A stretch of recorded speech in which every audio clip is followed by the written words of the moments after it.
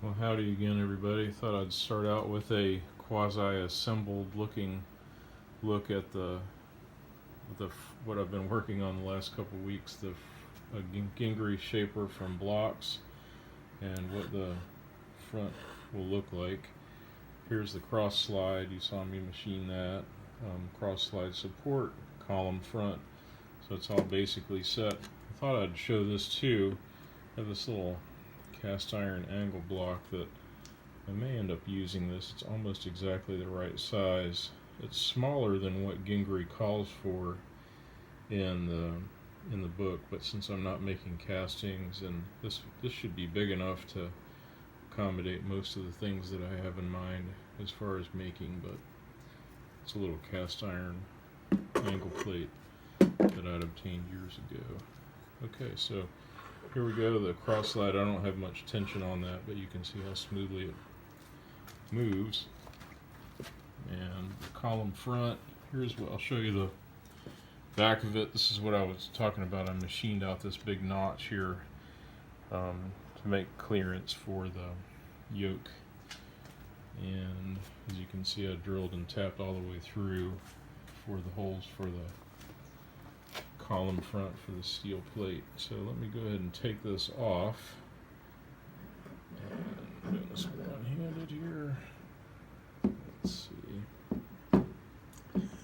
Snug on the end there, especially since I can't guide it. So there we go. So there's the column front. It came out really nice. Very pleased with it.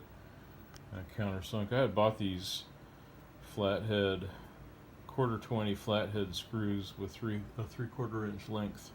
I bought them years ago when I was contemplating making this, so I'm glad I finally got a chance to use them. I would have used them here too, but remember I needed the longer ones to go through to the laminations.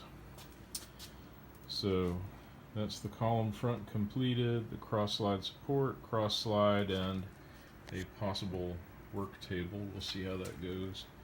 So basically the next step will be to make the ram, and I need to get the column sides. I think my buddy Alan still has the ones that I sold him years ago. Maybe I can buy them back.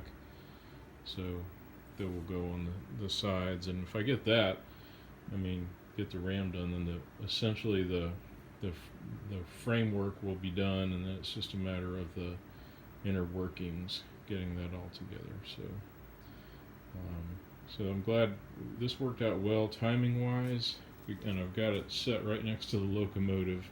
So my regular viewers that are here for the live steam stuff, I've been conversing with Fred about doing the actual steam test, and I think we're going to get that done next weekend. If not then sometime soon though. So I need to get that all ready, make a little water supply gizmo for it, and we'll be all set.